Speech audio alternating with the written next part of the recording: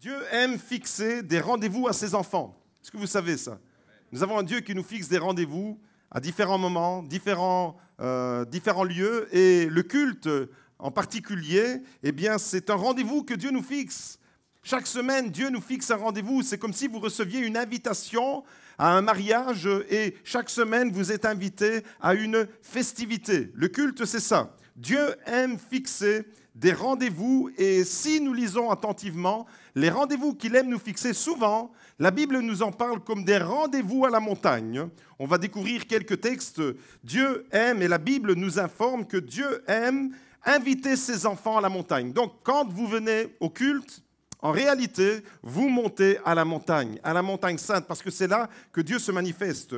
Ésaïe chapitre 2 au verset 3, écoutez ce que le prophète déclare. « Venez et montons à la montagne de l'Éternel, à la maison du Dieu de Jacob, afin qu'il nous instruise de ses voies et que nous marchions dans ses sentiers. Venez, montons à la montagne de l'Éternel. » Est-ce que vous pouvez le déclarer avec moi? Venez et montons à la montagne de l'Éternel.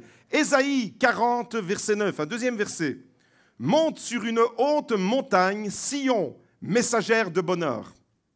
Élève avec force ta voix, Jérusalem, messagère de bonheur. Élève ta voix, sois sans crainte. Dis aux villes de Juda, voici votre Dieu. » Eh bien, nous voulons le proclamer. Nous voulons monter sur une haute montagne et proclamer pour tout le borinage, voici votre Dieu. Voici celui qui est Dieu, Jésus-Christ, notre Seigneur et notre Sauveur. Agée, chapitre 1, au verset 8. Montez sur la montagne, apportez du bois et bâtissez la maison, j'y prendrai plaisir et je la glorifierai, dit l'Éternel. Vous avez remarqué que les trois versets ont comme dénominateur commun l'invitation à monter à la montagne, un rendez-vous que Dieu nous fixe à la montagne. Et chaque fois que nous nous approchons de Dieu, chaque fois que nous venons ensemble pour célébrer Dieu, c'est comme si nous étions à la montagne. Il n'y a pas besoin d'être en Suisse pour être à la montagne. Il suffit que la présence de Dieu se manifeste. Nous saluons nos amis suisses. Abraham s'est rendu à la montagne. Il est allé à la montagne du mont Moria, qui se trouve à Jérusalem. Et là, il s'est passé quelque chose. Il a offert quelque chose. Quand tu montes à la montagne, tu offres ta louange, tu offres ton adoration. Moïse est allé à la montagne. C'était la montagne du Sinaï. Et là, il s'est passé encore quelque chose pour Moïse. Dieu lui a révélé sa parole. Quand tu es à la montagne, au rendez-vous que Dieu t'a fixé, il se passe quelque chose. Tu viens apporter ta louange comme Moïse, comme Abraham qui a apporté son sacrifice. Tu reçois la parole de Dieu comme Moïse. Élie, le prophète Élie, est monté lui aussi à la montagne. Le mont Carmel, vous voyez, il y a le mont Moria, il y a le mont Sinaï. La Bible est remplie de monts. La Bible est remplie de montagnes avec des sens bien particuliers. Élie est monté à la montagne sur le mont Carmel et là, il s'est passé quelque chose. Il a défié les faux prophètes, les fausses religions et il a démontré que l'Éternel est le seul et unique vrai Dieu. Jésus lui-même, notre Seigneur, Jésus est monté à la montagne, à maintes reprises. Jésus monté à la montagne. Il est monté à la montagne, le mont des Béatitudes en Galilée, où il a fait la prédication la plus merveilleuse que le monde ait jamais entendue. Heureux. Il a proclamé qu'il est possible dans ce monde d'être heureux. Heureux ceux qui ont le cœur pur. Voyez-vous, à la montagne, Jésus y allait régulièrement. Il est monté à la montagne et d'ailleurs même il a quitté cette terre depuis une montagne. Le mont des Oliviers. Il allait souvent se recueillir dans la prière et chaque fois qu'il y a une montagne, après la montagne, il y a une rencontre au moment de la montagne, mais après la montagne, il se passe quelque chose. Abraham, après la montagne, c'est un moment divin, c'est un rendez-vous extraordinaire, un moment de gloire, mais après la montagne, Sarah, sa femme, est décédée. Moïse est monté à la montagne, mais après cette montagne, le peuple s'est fourvoyé. Il a fait l'idole du veau d'or. Le prophète Élie est monté à la montagne et tout de suite après, il a connu une crise. La crise où il s'est senti menacé par Jézabel, la femme du roi Akab. Jésus lui-même est monté à la montagne. Et chaque fois, il se passe des choses. Et on va découvrir ce matin le rendez-vous que Dieu nous fixe dans la montagne de la gloire. Dans tous les cas, chaque fois qu'il y a un rendez-vous à la montagne dans la Bible, et dans nos vies c'est la même chose, dans tous les cas, après ces rendez-vous que Dieu nous fixe dans sa présence, il se passe quelque chose. Vous avez compris que la montagne représente la rencontre avec Dieu. Et si vous avez rencontré Dieu ce matin à travers votre louange, c'était votre montagne. La montagne représente la rencontre avec Dieu. C'est une célébration. La montagne, c'est l'adoration. La montagne, c'est le moment que Dieu a choisi pour nous visiter, mais qui nous prépare à autre chose. La montagne nous prépare à quelque chose qui va venir après. Et la question alors que j'aimerais vous poser ce matin, c'est comment atterrir? Comment redescendre de la montagne? Comment on peut tirer profit de ces moments que Dieu nous fixe dans sa présence quand on doit redescendre, quand on doit réintégrer la vie de tous les jours? On vit un moment merveilleux dans la présence de Dieu, on vit un moment... Vendredi, juste avant les baptêmes, on a eu une soirée Saint-Esprit et vendredi prochain, il y aura encore une soirée Saint-Esprit. C'était une montagne de gloire et plus personne ne voulait sortir de cette montagne parce qu'on est bien quand on est dans la présence de Dieu. Mais la réalité, c'est qu'on doit sortir un moment. Alors comment réintégrer la vie de tous les jours? On vit des cultes, on est boosté, Dieu nous parle, Dieu nous fait du bien, Dieu nous restaure, Dieu nous guérit, Dieu nous relève, Dieu est glorifié. De temps en temps, n'oubliez pas de dire Amen. Et puis, on doit rentrer à la maison. Le dimanche après-midi déjà. Certains, ça va très vite. Dès qu'ils sont dans la voiture, ils sont confrontés à la réalité. Ils redescendent tout de suite de la montagne. Pour d'autres, il faut attendre le dimanche soir. Ah, on a vécu une belle matinée. Et puis l'après-midi se déroule, et puis le dimanche soir, on réalise qu'il y a une autre réalité qui n'est plus la montagne. Pour d'autres, ça se passe le lundi matin. Le dimanche, c'est le feu. Dimanche dernier, il y avait plusieurs personnes qui étaient, l'église entière était dans la montagne avec les baptêmes, avec la gape. C'était un moment, c'était un pic, c'était un moment de gloire. Mais la semaine qui a suivi, si vous posez la question à tous les baptisés, ils n'étaient plus sur la montagne, ils étaient dans la vallée. Et voyez-vous, après la montagne, il y a la vallée. Alors la question ce matin, c'est, j'aimerais réfléchir avec vous, comment atterrir quand on a des moments d'élévation. Vous savez, Dieu aime nous élever. Dieu aime nous élever. Il élève celui qui s'abaisse. Comment atterrir quand Dieu nous a élevés? Comment, après avoir plané spirituellement? Je crois que, est-ce que les 10 baptisés peuvent me confirmer que vous avez plané dimanche dernier? Vous avez plané et vous avez atterri quand même. Le lundi, vous avez atterri dans la réalité de tous les jours. Vous avez été confronté à vos difficultés, vous avez été confronté à vos problèmes. Vous avez été, hier, je parlais avec 2 sœurs qui ont pris leur baptême, elles m'ont dit ah, le baptême, ce n'est pas le monde des bisounours. Hein. On a vite été rattrapés par la réalité. Alors, voyez-vous, j'aimerais réfléchir avec vous. La question, elle est importante et c'est chacun qui doit se la poser, pas seulement les baptisés qui sont passés par la montagne et qui redescendent dans la vallée, mais tous autant que nous sommes. Chaque fois qu'on vit une expérience qui nous élève, on doit se poser la question, comment intégrer ce moment-là pour investir la vallée? Chaque fois qu'on vit un culte et qu'on est béni pendant un culte, on doit tirer profit de ce moment de la montagne pour que nous puissions après descendre dans la vallée. Et ce matin, il sera question de montagne et de vallée. Dieu nous invite à la montagne, on a lu les textes, montons à la montagne, on va adorer Dieu, Dieu va nous parler, on va bâtir la maison de Dieu à la montagne, mais la vie de tous les jours ne se déroule pas à la montagne. La vie de tous les jours se déroule le plus souvent dans la vallée. Voyez-vous, je prends souvent l'avion pour aller en Israël et ici, dans 15 jours, je serai à nouveau avec tout un groupe, nous partirons ensemble. Et la chose la plus importante quand vous prenez l'avion, c'est l'atterrissage. C'est vraiment la chose la plus importante. Si l'atterrissage, il y en a qui me suivent et ils sont vifs d'esprit, d'autres, la pièce va tomber demain, ne vous en faites pas, mais l'atterrissage, c'est vraiment la chose la plus importante quand vous prenez l'avion. Vous pouvez passer un vol merveilleux, sans aucune turbulence. Si vous vous crachez au moment de l'atterrissage, vous êtes mort. Par contre, vous pouvez avoir un voyage vraiment nauséabond. Vous pouvez traverser des zones de turbulence. L'avion, il peut tanguer, il peut balancer dans tous les sens. Vous pouvez faire des chutes. Bam. Le commandant de bord, les hôtesses vous disent tout le temps « Attachez vos ceintures, nous passons par des zones de turbulence, etc. » Mais à partir du moment où quand vous atterrissez, quand vous touchez le sol, tout se passe bien, alléluia, vous avez la vie sauve. C'est lequel le moment le plus important? Le moment où on touche le sol, le moment où de la montagne, des airs dans lesquels nous sommes, nous planons. Il y a des moments où on plane dans la vie. Il y a des moments où c'est beau. Il y a des moments où la montagne, c'est la gloire. La montagne, c'est le moment waouh, le moment où on se sent vivre, le moment où on se dit purée que c'est bon, j'ai envie que ça continue. J'ai pas envie de sortir de cette montagne. J'ai pas envie de redescendre. Puis Dieu, il nous prend par l'oreille, il nous dit mon coco, il faut que tu descendes dans la vallée.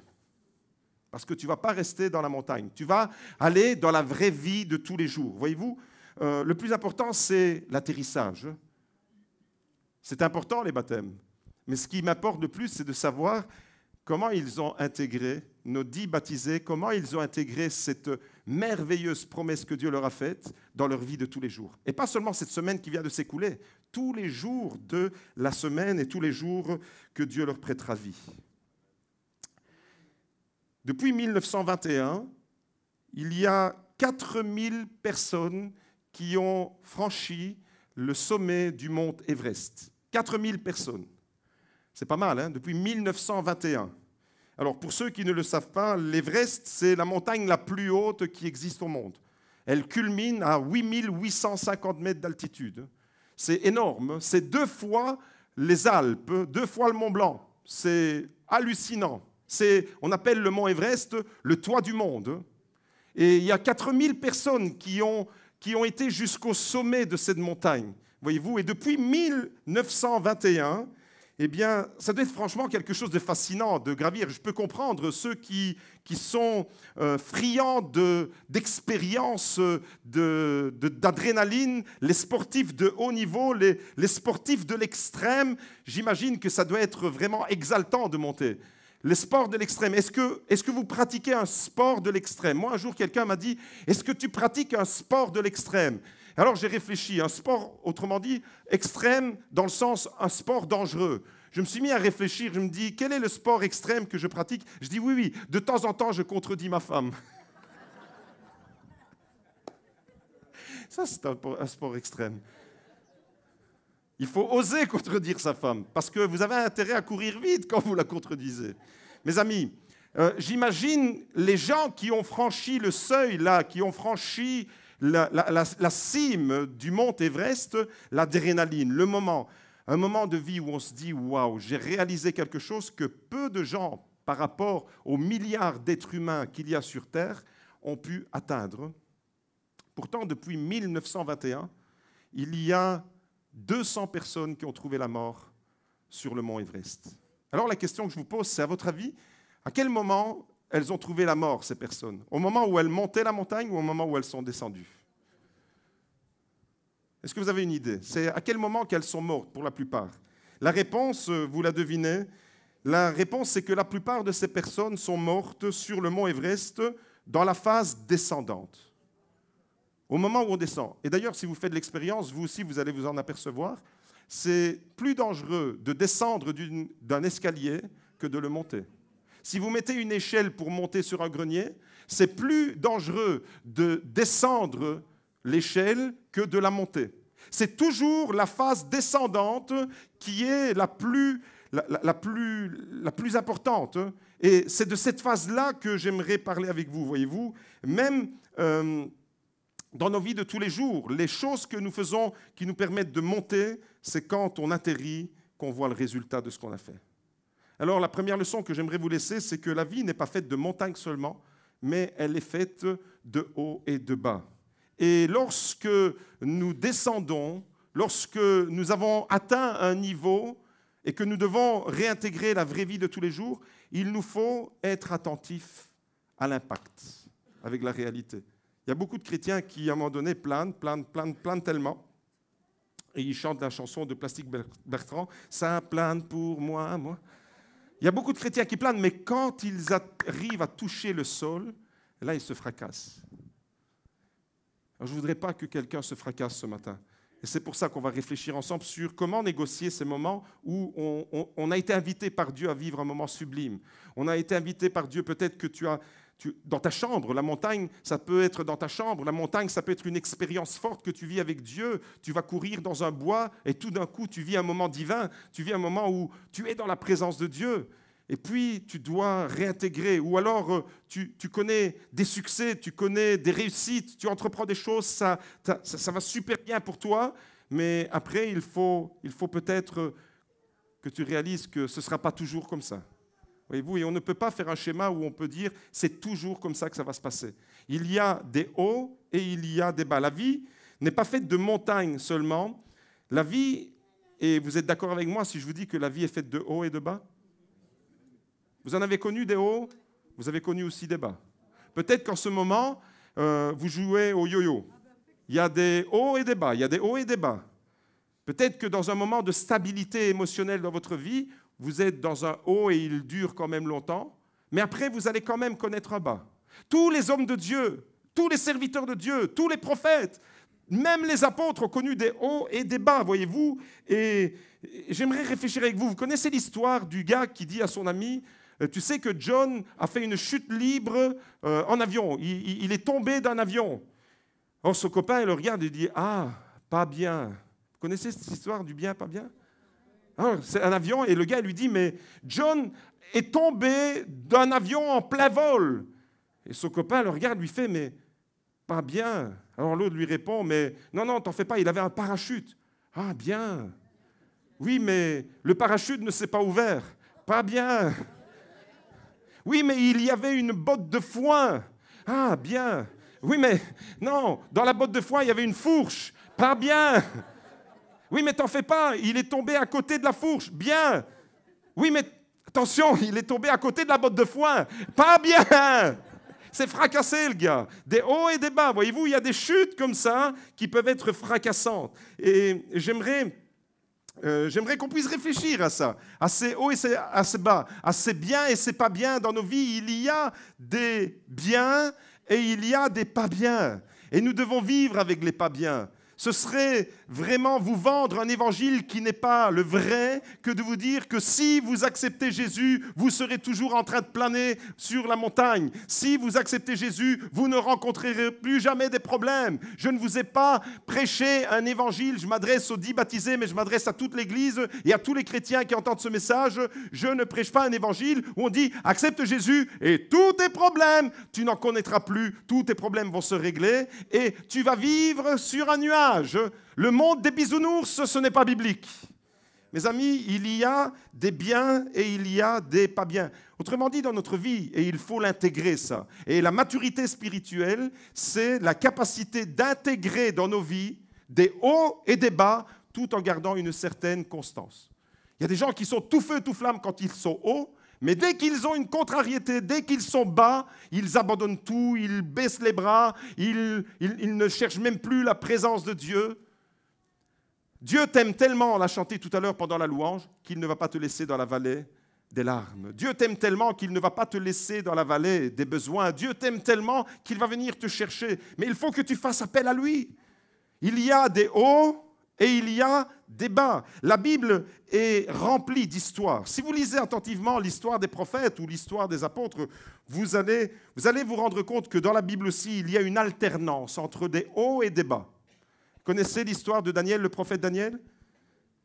Alors pour ceux qui ne savent pas, Daniel est un prophète et la Bible dit de lui que Daniel était un très jeune garçon qui était fidèle. Ça, c'est un haut. Alors on va faire un exercice. Quand je dis c'est un haut, vous dites bien. Quand je dis c'est un bas, vous dites pas bien. Okay? Donc, Daniel, c'est un serviteur de Dieu, un jeune garçon, un adolescent qui était fidèle à Dieu. Ça, c'est un haut. Mais parce qu'il était fidèle à Dieu, il a été jeté dans la fosse aux lions. Ça, c'est un bas. Pas bien. Mais Dieu l'a secouru dans la fosse aux lions. Ça, c'est un haut. Vous avez compris. Vous avez compris. Haut et bas, bien et pas bien. Le prophète Jonas, c'est la même chose. Jonas, c'est aussi un autre prophète. Et il a reçu un appel de Dieu. Ça, c'est un haut. Mais à un moment donné, il s'est retrouvé dans le ventre d'un grand poisson au fond d'une mer. Ça, c'est un bas. Pas bien. Mais le poisson l'a regurgité sur les rives. Vous avez compris? Il y a des hauts et il y a des bas. Il y a des pas bien et il y a des biens dans nos vies de tous les jours aussi. Mes amis, j'aimerais vous dire que Jésus, lui aussi, le Fils de Dieu, notre Seigneur, notre Sauveur, le Fils de Dieu, le Messie, celui qui est Dieu de toute éternité, quand il s'est incarné, quand il est venu nous rejoindre dans notre humanité, Jésus a connu lui aussi des cycles de haut et de bas. Lors de son baptême, la voix s'est fait entendre du ciel. C'est le Père qui disait « Celui-ci est mon Fils bien-aimé en qui j'ai mis toute mon affection. » Ça, c'est un haut. Mais tout de suite après, 40 jours de désert et de tentation tentés par le diable. Ça, c'est un bas. Pas bien.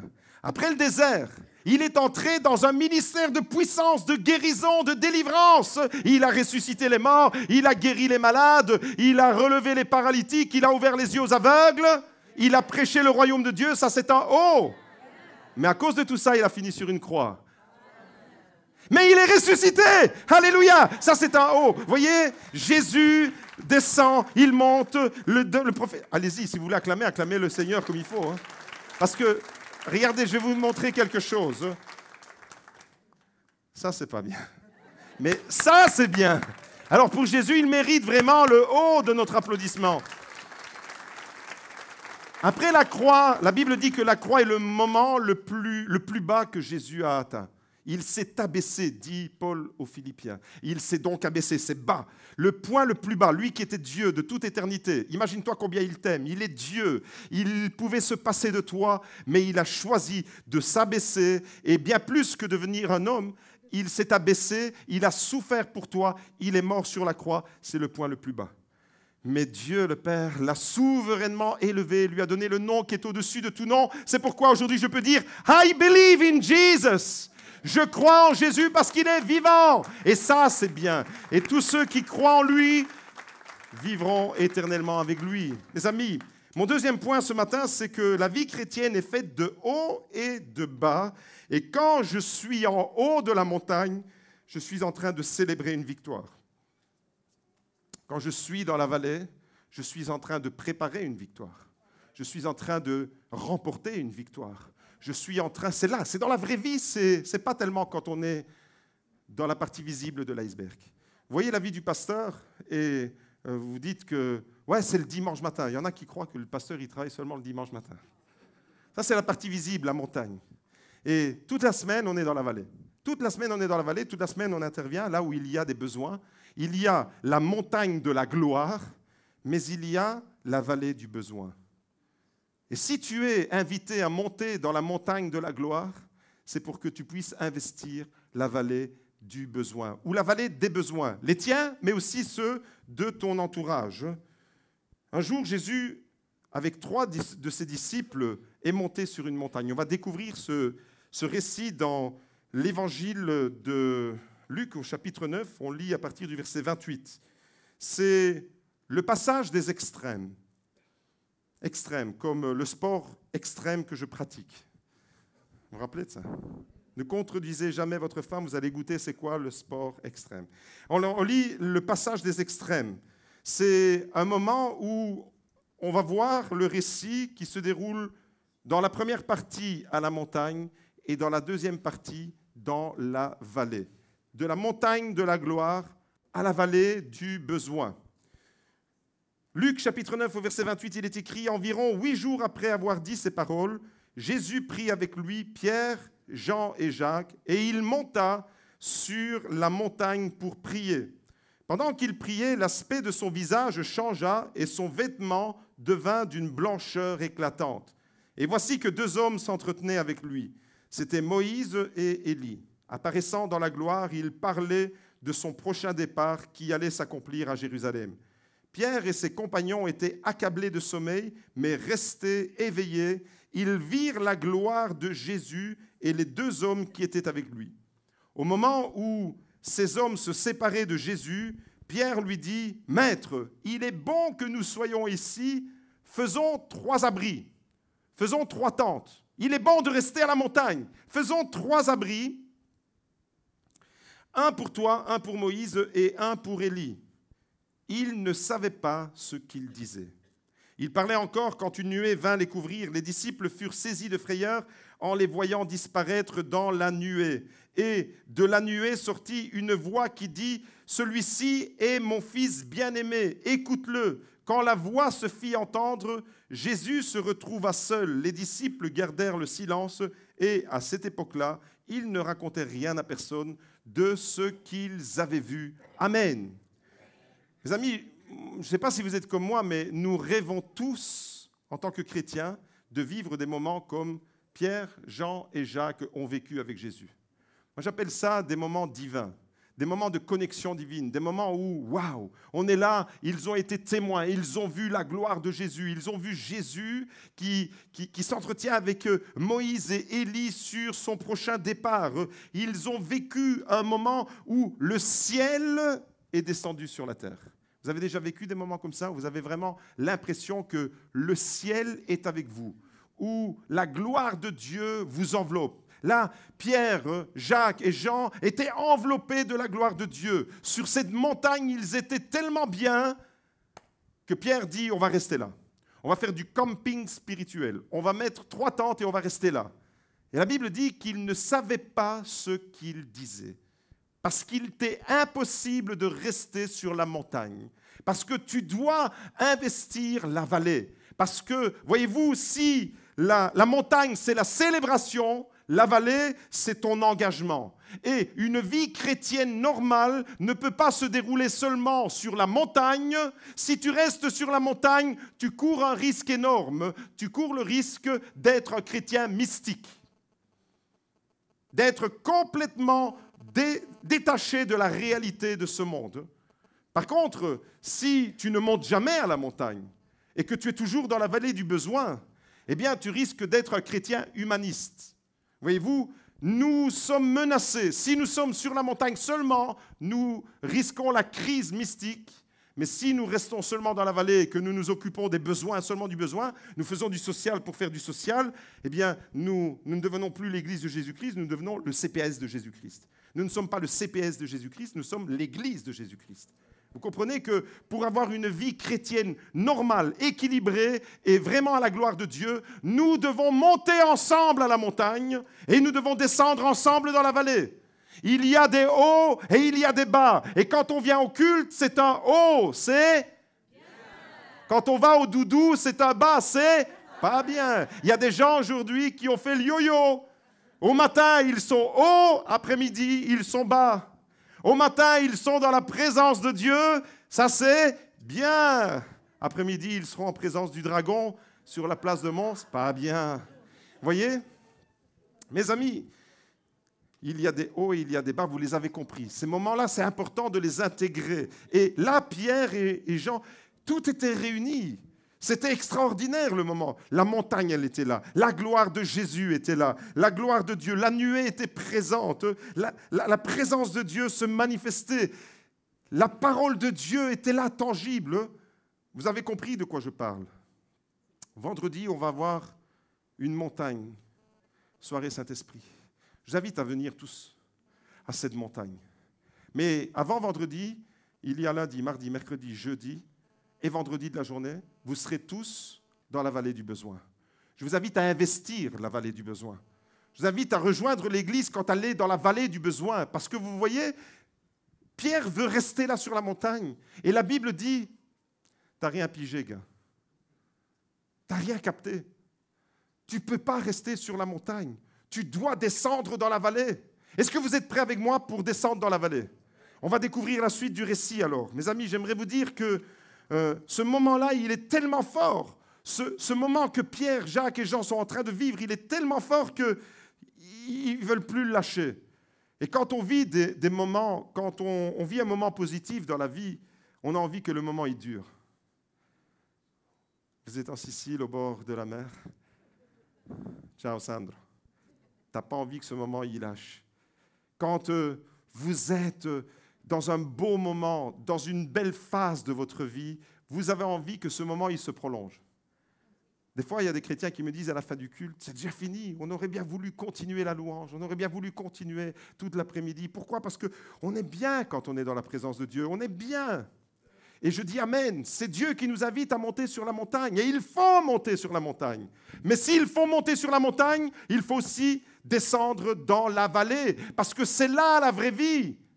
La montagne, c'est là où on vient se ressourcer. La montagne, c'est là où on vient recharger les batteries. La montagne, c'est là où on vient mettre notre Wi-Fi, on vient mettre notre connexion divine et spirituelle en ordre. On recharge les batteries à bloc et ensuite, dans nos familles, sur notre lieu de travail, avec nos voisins, dans notre entourage, dans toutes nos initiatives de la semaine, nous sommes dans la vallée et nous allons rencontrer plein de gens.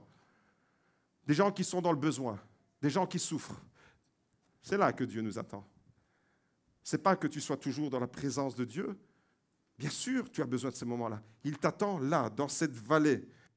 Vous avez compris alors pourquoi Pierre dit à Jésus, « Maître, il est bon que nous soyons ici. Il est bon. Lui, il est comme nous. Pierre est comme nous. Il savoure le moment. Est-ce que vous savourez le moment quand vous êtes dans la présence de Dieu? Est-ce que je me trompe si je dis que des fois, quand on est vraiment dans la présence de Dieu, on n'a pas envie que ça s'arrête? On est tellement bien qu'on a envie que ça se prolonge. Et puis Jésus dit, allez, maintenant il faut descendre dans la vallée. Il faut partir. Pierre voulait rester sur la montagne. Jésus l'envoie dans la vallée du besoin. Et on découvre la suite du récit. Jésus savait un certain nombre de choses parce qu'il est Dieu et qu'il est omniscient. Et on va découvrir ce qu'il y a après la montagne. Qu'est-ce qui attend les disciples? On découvre ça à partir du verset 37. Le lendemain, lorsqu'ils furent descendus de la montagne, voilà, maintenant ils sont dans la vallée.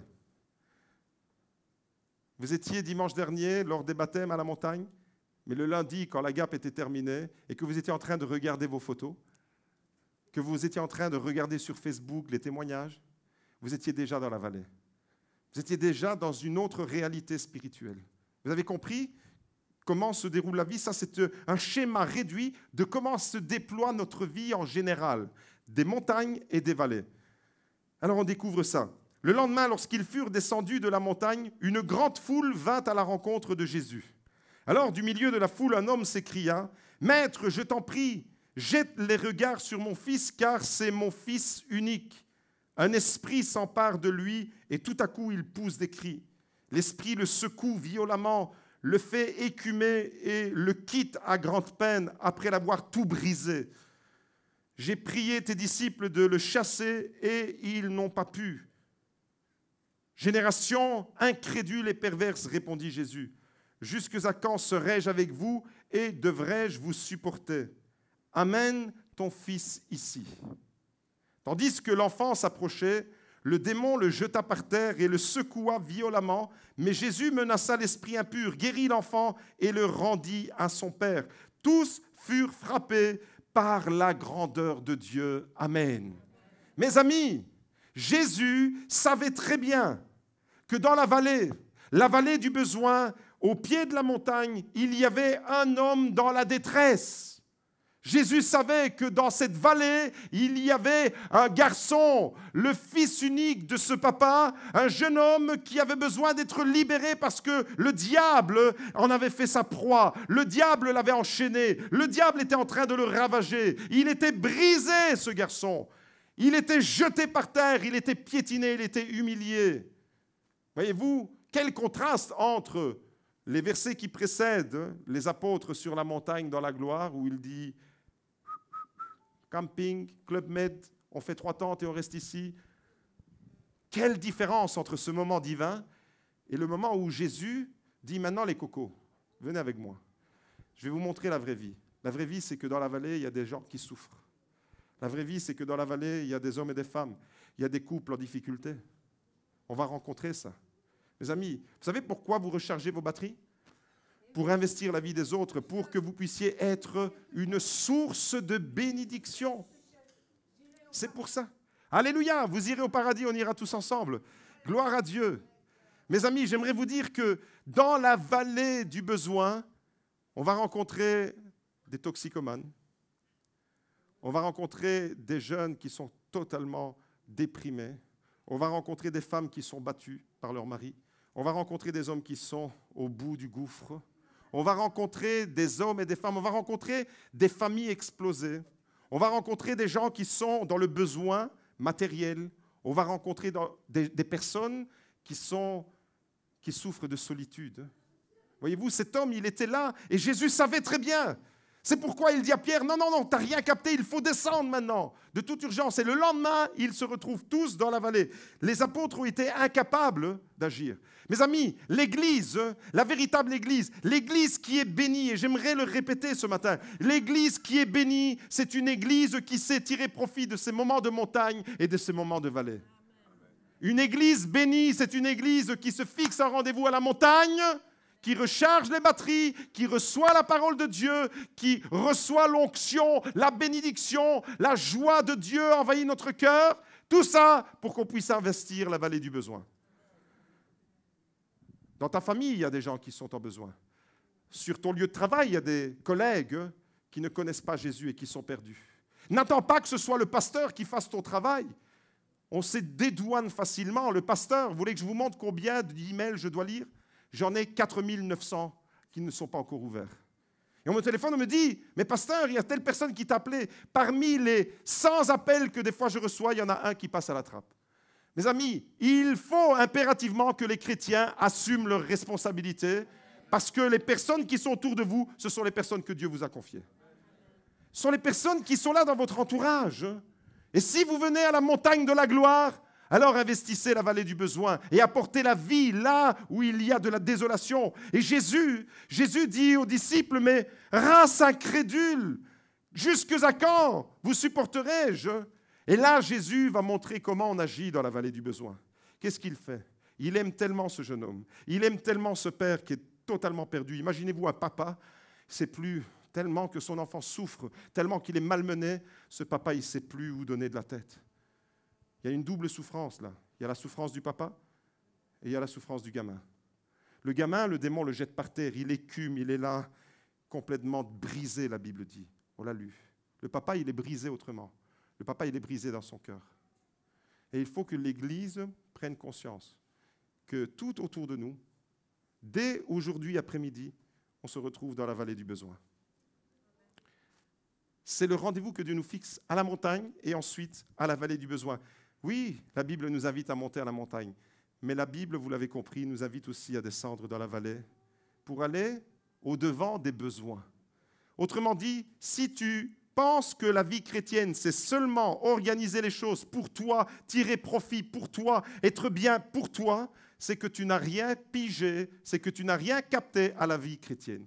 Parce que même quand Jésus nous fait la promesse du Saint-Esprit, même quand Jésus dit, vous recevrez une puissance, le Saint-Esprit survenant sur vous, c'est pour que nous soyons témoins pour les autres.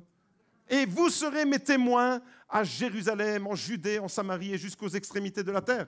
Quand on reçoit un don spirituel, on ne reçoit jamais un don spirituel pour se pavaner, pour dire « moi j'ai le plus beau don, moi j'ai ceci ». Non, tous les dons que Dieu donne aux chrétiens dans son Église, c'est pour l'utilité commune, pour l'édification de l'Église, pour aller à la rencontre de ceux qui se retrouvent dans la vallée du besoin.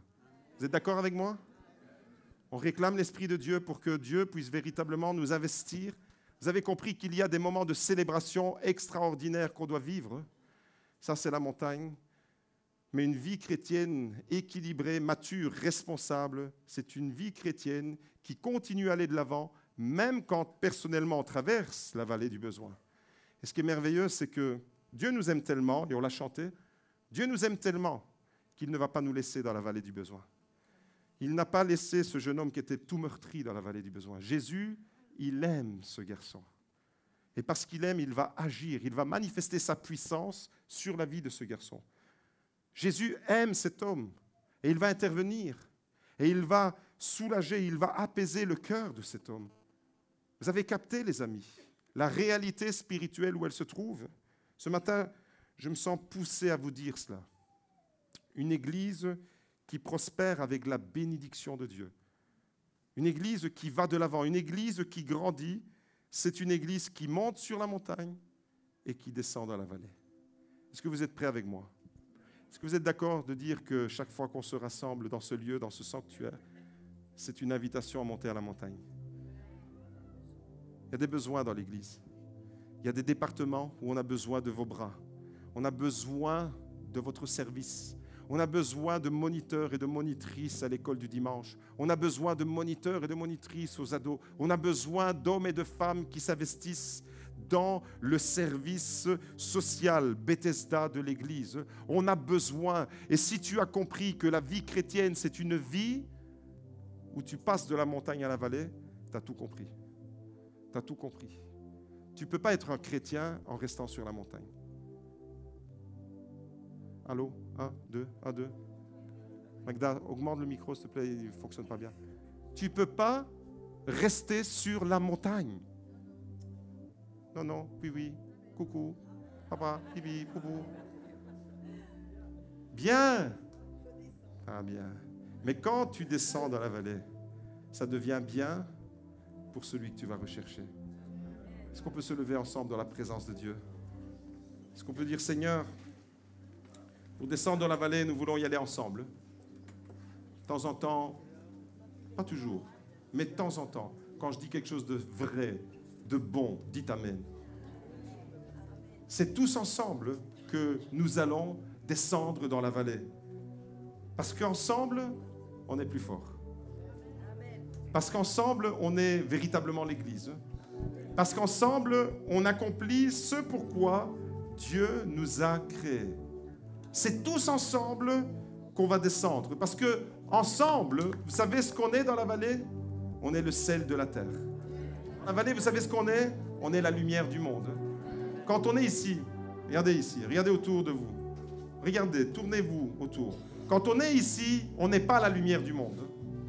Mes amis, quand on est dans l'église, on reçoit la lumière de Jésus.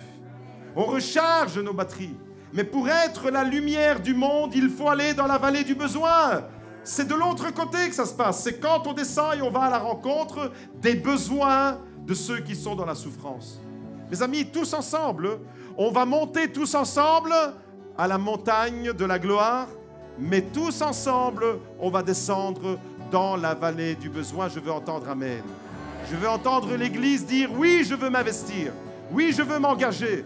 Oui, je veux célébrer Dieu. La montagne, c'est la célébration, mais la vallée, c'est l'engagement. Est-ce qu'il y a des chrétiens qui sont prêts véritablement à s'engager, à dire, Seigneur, je veux m'investir pour la vallée des besoins, je veux m'investir. Je veux y aller. Je veux voir les mains se lever de ceux qui disent, Seigneur, prends mes mains, prends mes bras, prends mon âme, prends mon corps, il t'appartient. Je viens à la montagne et je descends à la vallée, tous ensemble pour la gloire de Dieu. Alléluia. Seigneur, tu bénis ces instants. Nous voulons te dire merci, Seigneur, parce que nous soyons à la montagne ou que nous soyons dans la vallée, tu viens, Seigneur, nous rejoindre. Tu viens manifester ta présence. Quelle grâce, quel privilège nous avons, Seigneur. Au nom de Jésus, bénis ces instants. À toi la louange. Donne-nous d'être des chrétiens matures qui restent constants malgré les vallées et les montagnes que nous allons franchir les unes après les autres. Amen. Je vois la lumière dans les ténèbres, alors qu'elle fuit devant lui.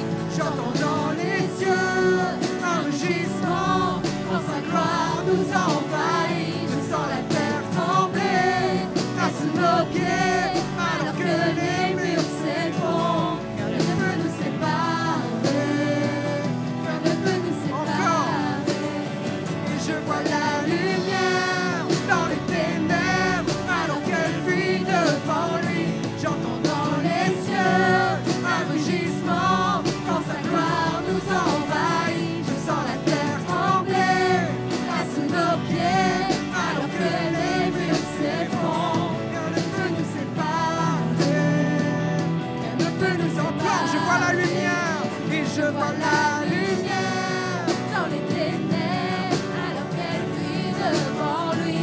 J'entends dans les cieux un rugissement, quand sa gloire nous envahit. Je sens la terre trembler à sous nos pieds, alors que les murs s'effondrent. Rien ne peut nous séparer.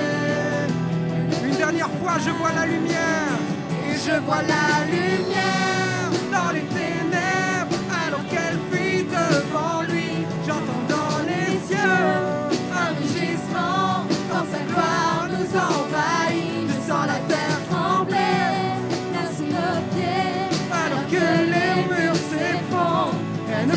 séparer. Rien ne peut nous séparer. Il sera avec moi dans le feu, là à mes côtés. Il sera présent dans la tempête, apaisant les mers. Et s'il m'arrive un jour d'oublier ta bonté envers moi, je me réjouirai même dans l'épreuve, car je sais que tu es là. Sera avec moi dans le feu, là à mes côtés. Il sera présent dans la tempête, apaisant les mers. Et s'il m'arrive un jour d'oublier ta bonté envers moi, je me réjouirai même dans l'épreuve, car je sais que tu es là. Une dernière fois, il sera avec moi dans le feu, là à mes côtés. Il sera présent dans la tempête, apaisant les mers. Et s'il m'arrive un jour d'oublier ta bonté envers moi, je me réjouirai même dans l'épreuve, car je sais que tu es là. Je me réjouirai même dans l'épreuve, car je sais que tu es là. Je me réjouirai même dans l'épreuve, car je sais que tu es là. Est-ce qu'on peut le dire ensemble? Je me réjouirai même dans l'épreuve, car je sais que tu es là. Je me réjouirai même dans l'épreuve, car je sais que tu es là. Je me réjouirai même dans l'épreuve, car je sais que tu es là.